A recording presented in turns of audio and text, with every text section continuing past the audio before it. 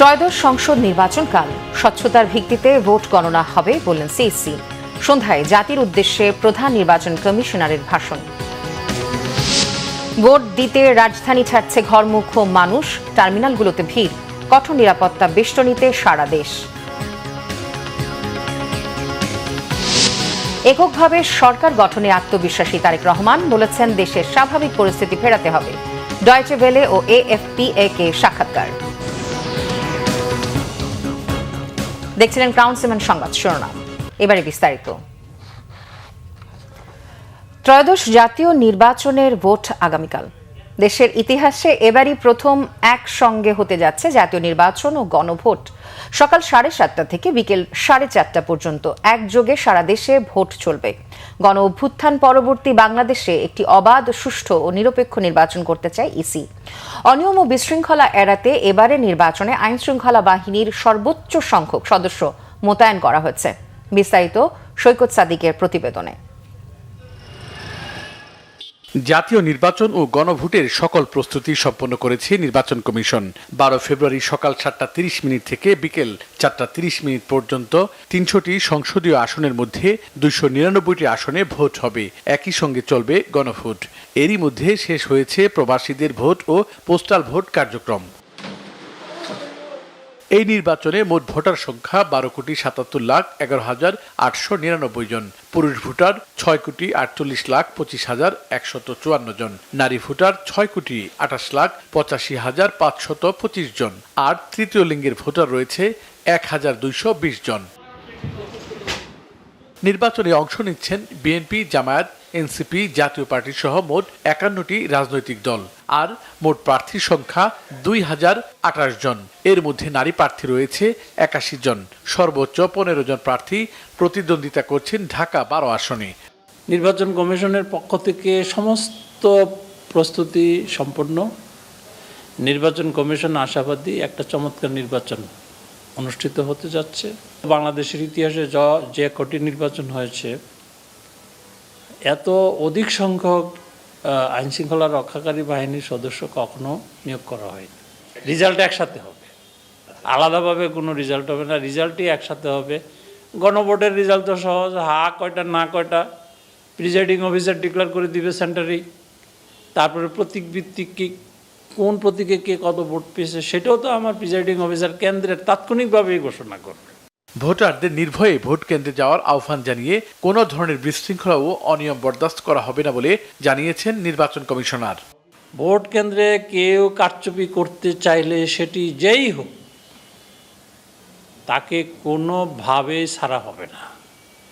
এবং যদি কেউ এ ধরনের চিন্তাভাবনা করে থাকে, তারা যাতে সতর্ক থাকেন। অন্তত এবারে আমাদের যে প্রস্তুতি, কেউ কিন্তু ঘরে বসে বাইরে থেকে এই ভোট সন্ত্রাস করবে, এই প্রশ্রয়, এই সুযোগ পাবে না। উৎসব মুখর ও নির্বিঘ্ন ভোটের পরিবেশ নিশ্চিতে কঠোর নজরদারি রেখেছে নির্বাচন কমিশন। সৈকত সাদিক, বাংলা ভিশন, ঢাকা। স্বচ্ছতার ভিত্তিতে ভোট গণনা হবে। ভোটের সময় যে কোনো ধরনের অভিযোগ গুরুত্বের সঙ্গে দেখা হবে বলে জানিয়েছেন প্রধান নির্বাচন কমিশনার AMM নাসির উদ্দিন। নির্বাচন সুষ্ঠু হবে বলেও প্রত্যাশা তার। হোটেল ইন্টারকন্টিনেন্টালে বিদেশি পর্যবেক্ষকদের ব্রিফিংয়ে তিনি এসব কথা বলেন।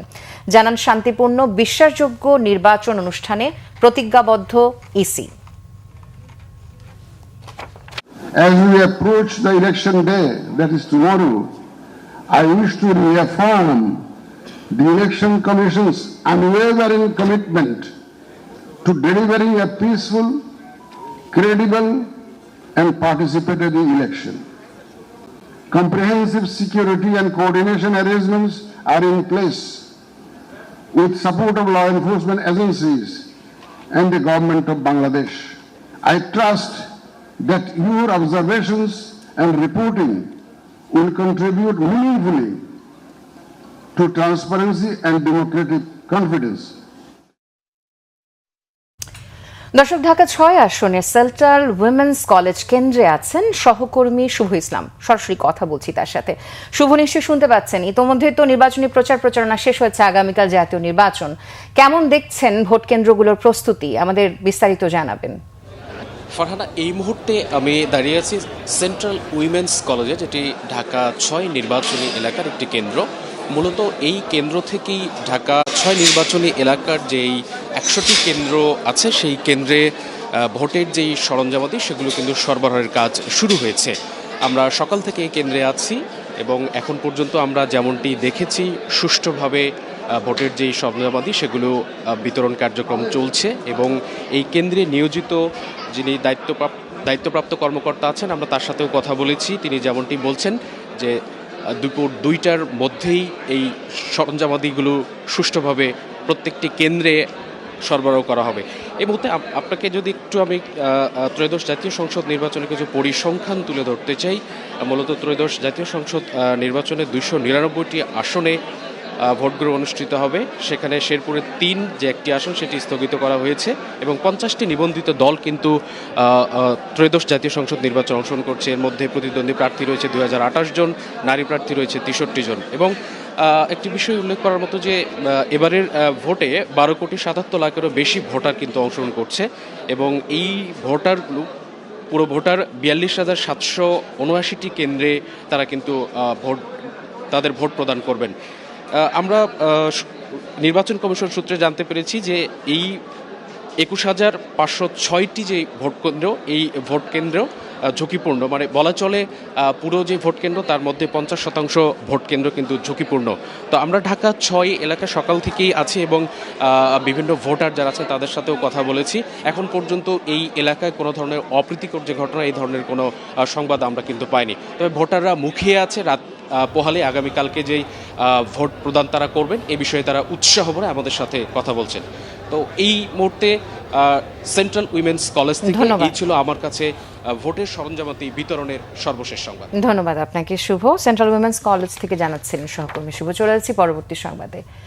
ত্রয়োদশ জাতীয় সংসদ নির্বাচনকে সামনে রেখে আজ সন্ধ্যায় জাতির উদ্দেশ্যে ভাষণ দেবেন প্রধান নির্বাচন commissioner AMM Nasir Uddin. EC জানায় প্রধান নির্বাচন কমিশনারের ভাষণটি মঙ্গলবার সন্ধ্যায় রেকর্ড করা হয়েছে। আজ সন্ধ্যায় বাংলাদেশ টেলিভিশন, বাংলাদেশ বেতার সহ দেশের সব বেসরকারি টেলিভিশন চ্যানেল ও রেডিওতে একযোগে সম্প্রচার করা হবে। এর আগে গত বছরের 11 ডিসেম্বর জাতির উদ্দেশ্যে দেওয়া ভাষণে সিইসি জাতীয় সংসদ নির্বাচনের তফসিল ঘোষণা করেছিলেন। সংশ্লিষ্টরা জানান আজকের ভাষণে সিইসি নির্বাচনের সার্বিক প্রস্তুতি সম্পর্কে দেশবাসীকে অবহিত করবেন এবং ভোটারদের নির্ভয়ে ভোট কেন্দ্রে গিয়ে ভোটাধিকার প্রয়োগের আহ্বান জানাবেন। এছাড়া দেশজুড়ে নির্বাচনী সামগ্রী বিতরণ, 42,659টি ভোট কেন্দ্রের সামগ্রিক নিরাপত্তা ব্যবস্থা নিয়েও তিনি বক্তব্য রাখবেন। ত্রয়োদশ জাতীয় সংসদ নির্বাচন ও গণভোটের জন্য সকাল থেকে কেন্দ্রে কেন্দ্রে যাচ্ছে ব্যালট পেপার সহ ভোটের সরঞ্জাম। এরই মধ্যে উপজেলা পর্যায়ে ব্যালট পেপার সহ নির্বাচনী সামগ্রী পাঠানো হয়েছে। পার্বত্য অঞ্চলের দুর্গম এলাকাগুলোতে হেলিকপ্টারে করে পাঠানো হয়েছে নির্বাচনী সরঞ্জাম। সকাল থেকে এসব সরঞ্জাম প্রিজাইডিং অফিসার ও আইন শৃঙ্খলা রক্ষাকারী বাহিনীর তত্ত্বাবধানে ভোট কেন্দ্রে যাচ্ছে। নির্বাচনে লড়ছেন 2,028 জন প্রার্থী, নারী প্রার্থী 83 এবং স্বতন্ত্র 275 জন।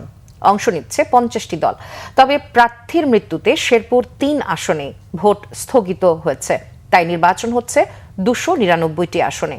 এসব আসনে ভোটার 12,77,11,793 জন। মোট 42,958টি কেন্দ্রে ভোট হবে, যার মধ্যে অর্ধেকই ঝুঁকিপূর্ণ। ত্রয়োদশ জাতীয় সংসদ নির্বাচনে জনগণের সমর্থনে এককভাবে সরকার গঠনের আশাবাদ জানিয়েছেন বিএনপি চেয়ারম্যান তারেক রহমান। AFP আর ডয়েচে ভ্যালিকে দেয়া সাক্ষাৎকারে তিনি বলেছেন রাজনৈতিক স্থিতিশীলতা ফেরাতে গুরুত্ব দেওয়া হবে আইন শৃঙ্খলা পরিস্থিতি নিয়ন্ত্রণের দিকে। জার্মানি সম্প্রচার মাধ্যম ডয়েচে ভ্যালিকে দেয়া সাক্ষাৎকারে নিজের নির্বাসন জীবন, বেগম খালেদা জিয়ার মৃত্যু, ভারত ও চীনের সাথে সম্পর্ক সহ বিভিন্ন বিষয়ে কথা বলেছেন তারেক রহমান। নির্বাচনী প্রতিশ্রুতির কথা বলতে গিয়ে ফ্যামিলি কার্ডের বিষয়ে তিনি জানিয়েছেন নির্বাচিত হলে প্রান্তিক জনগোষ্ঠী থেকে এই কার্ড বিতরণের কর্মসূচি শুরু হবে। এছাড়া নারীর ক্ষমতায়ন, প্রতিবেশী দেশগুলোর সাথে সম্পর্ক আর গুম খুনের বিচার নিয়েও নিজের পরিকল্পনা তুলে ধরেছেন বিএনপি চেয়ারম্যান। জামায়াতে ইসলামীর সাথে সম্ভাব্য জোট গঠনের সম্ভাবনা নাকচ করে বলেছেন সবাই সরকারে এলে দেশ চলবে কিভাবে। এদিকে ফ্রান্সের সংবাদ সংস্থা AFP কে দেয়া সাক্ষাৎকারে তারেক রহমান বলেছেন, আইন করে রাজনৈতিক দল নিষিদ্ধের বিরুদ্ধে বিএনপি। কেউ অপরাধে জড়িত থাকলে আইন অনুযায়ী শাস্তি হতে হবে। তিনি অভিযোগ করেন, বিগত প্রায় ১.৫ দশকে আওয়ামী লীগ সরকার অর্থনীতি, স্বাস্থ্য ব্যবস্থা, জ্বালানি খাত ধ্বংস করে গেছে। এই প্রসঙ্গে বলেছেন, মানুষকে নিরাপদে রাখতে আইন শৃঙ্খলা পুনঃপ্রতিষ্ঠা করাই হবে প্রথম অগ্রাধিকার। কাজের তালিকার সবার উপরে থাকবে দেশবাসীর অর্থনৈতিক দুর্দশা দূর করা। বৈদেশিক সম্পর্ক নিয়ে বিএনপি চেয়ারম্যান সাবধানী মন্তব্য করে বলেছেন, জনগণ ও দেশের স্বার্থই সবার আগে।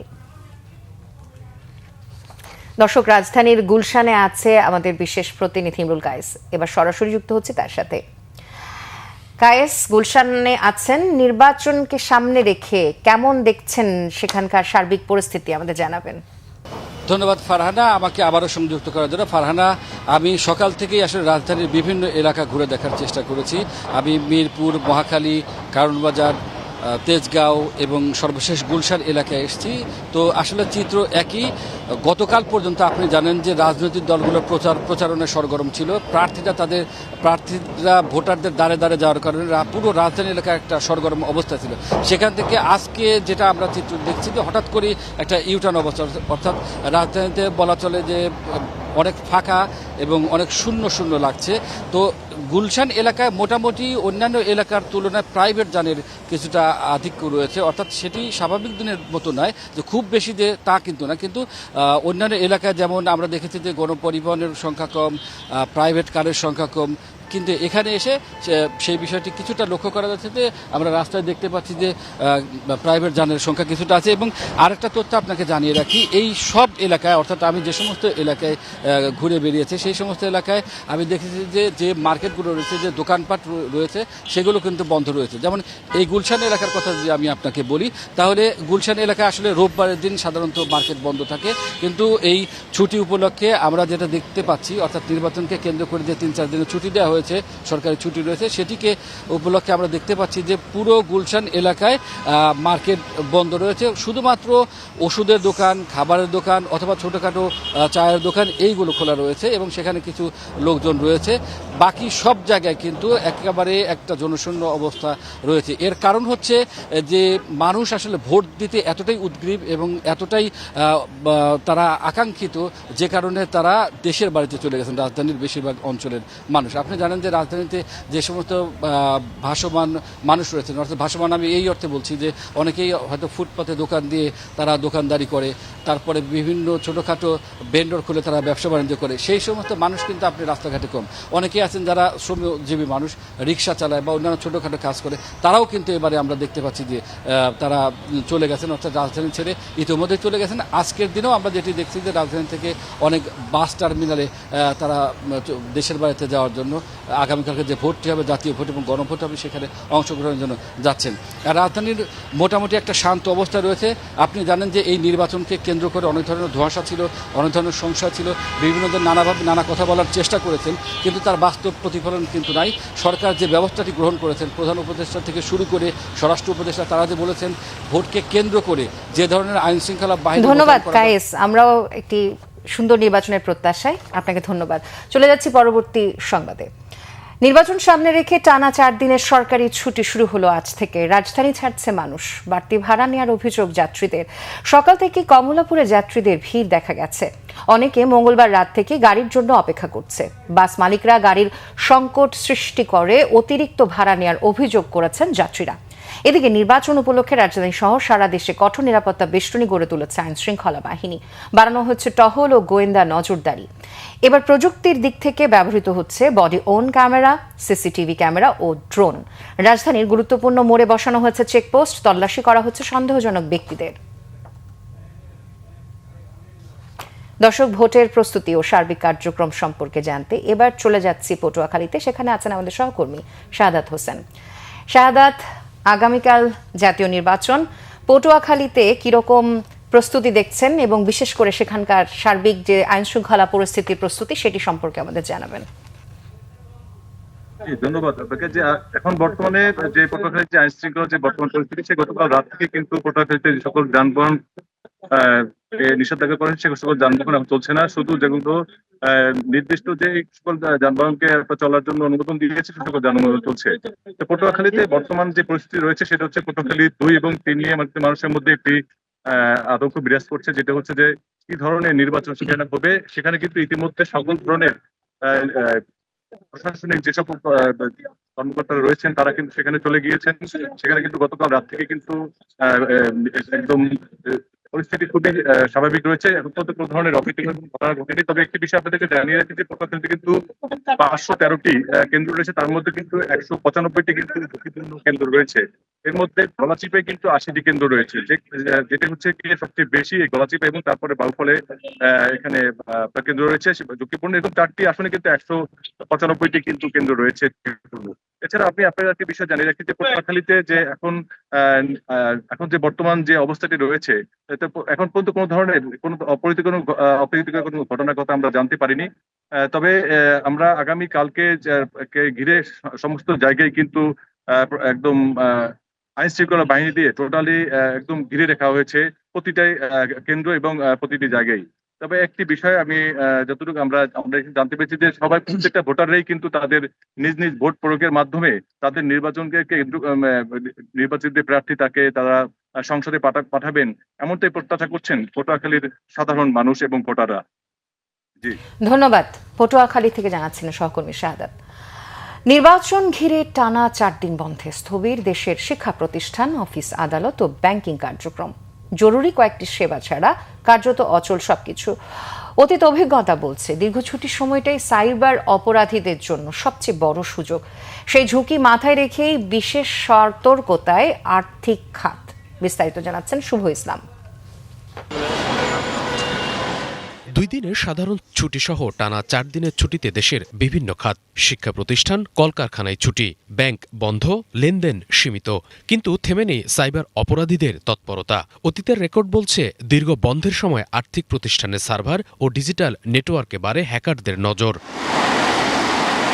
এই বাস্তবতায় সম্ভাব্য সাইবার হামলা ঠেকাতে বিশেষ ব্যবস্থা জোরদার করেছে বিভিন্ন ব্যাংক। নিয়মিত সিস্টেম আপডেটের পাশাপাশি 24 ঘন্টার মনিটরিং, লগ অ্যানালাইসিস এবং সন্দেহজনক ট্রানজ্যাকশন শনাক্তে বাড়ানো হয়েছে নজরদারি। সাইবার সিকিউরিটির যে বিষয়গুলোকে আমরা গুরুত্ব দিচ্ছি, একটা হচ্ছে যে নিয়মিত নজরদারি এবং সতর্কতাটা। নির্বাচনের সময় আমাদের যে ডিজিটাল যে ফায়ারওয়াল এবং যে চ্যানেলগুলো আছে এগুলোর দিকে আমরা একটা বাড়তি মনোযোগ দেই। অস্বাভাবিক কিছু না হয় এই জন্যই কিন্তু আমরা আমাদের নিয়মিত নজরদারি এবং সতর্কতার বাইরেও কিন্তু অতিরিক্ত ব্যবস্থা নিয়েছি। প্রতিরোধমূলক নিরাপত্তা ব্যবস্থা, একটা হচ্ছে বাড়তি নিরাপত্তা এবং নজরদারি, এবং হচ্ছে সর্বোপরি হচ্ছে যে অ্যাজ এ কমন সিটিজেন হিসেবে আমরা বোথ ব্যাংক এবং হচ্ছে যে আমরা আমাদের জনগণের টাকার নিরাপত্তার ব্যাপারগুলোতে আমরা ওই ব্যবস্থাগুলো নিয়েছি। যারা হ্যাকার তারা মনে করে যে বেসিক্যালি মেইন কি পিপলরা তো এই ফিজিক্যালি উপস্থিত নাই, ফলে এই সময় অ্যাটাক করা যায় কিনা। তো এই অ্যাটাক করার জন্য আসলে এইখানেও একটা বিশাল একটা রোস্টার ডিউটি ডে 24/7 থাকে। Data centre, disaster recovery centre, third DR, এবং এটা তো ম্যান বিহাইন্ড দ্য মেশিন যারা কাজ করতেছে। মেশিনের মধ্যেও এখন যে জিনিসটা হয়েছে যে সিকিউরিটি, বিশেষ করে শকের ক্ষেত্রে security operation and control centre, সেখানে তো এআই এজেন্ট রাখা আছে, আমাদের আর্টিফিশিয়াল ইন্টেলিজেন্সই করা হচ্ছে প্রতিটা স্টেপে। শুধু ব্যাংক নয়, বন্ধকালীন ঝুঁকি মোকাবেলায় সতর্ক নন ব্যাংকিং আর্থিক প্রতিষ্ঠানগুলোও। মনিটরিং ব্যবস্থা জোরদারের পাশাপাশি আইটি টিমকে রাখা হয়েছে সর্বোচ্চ প্রস্তুত অবস্থায়। আপনার 24/7 মনিটরিংয়ের জন্য উই হ্যাভ সক এবং নক, এবং সেখানে আমাদের একটা আইটি টিম প্রায় 10 থেকে 12 জনের একটা টিম আমরা কাজ করছি, এবং আমরা কন্টিনিউয়াসলি কিন্তু আপনার মনিটর করছি বাইরের কোন ধরনের অ্যাটাক বা কী আসছে, এবং সেটার সাথে সাথেই মিটিগেট করা, সেটা কী কারণে হচ্ছে। সাইবার নিরাপত্তা বিশেষজ্ঞরা বলছেন নিয়মিত লগ মনিটরিং, শক্তিশালী ফায়ারওয়াল এবং মাল্টিফ্যাক্টর অথেন্টিকেশন ব্যবহার সহ থাকতে হবে ডাটা ব্যাকআপের কার্যকরী ব্যবস্থা। এছাড়া যে কোনো অস্বাভাবিক কার্যক্রম দ্রুত শনাক্তে ইনসিডেন্স রেসপন্স টিমে জোর দিতে বলছেন তারা। শুভ ইসলাম, বাংলাভিশন, ঢাকা। এই ছিল এখনকার মতো। পরে সংবাদ দেখার আমন্ত্রণ রইল। এছাড়া বাংলাভিশন সংবাদ ও সংবাদ সংশ্লিষ্ট অনুষ্ঠান দেখতে ভিজিট করুন www.bbnews24.com ও facebook.com/banglavishnnews এবং সাবস্ক্রাইব করুন youtube.com/banglavishnnews। এতক্ষণ সাথে থাকার জন্য ধন্যবাদ সবাইকে।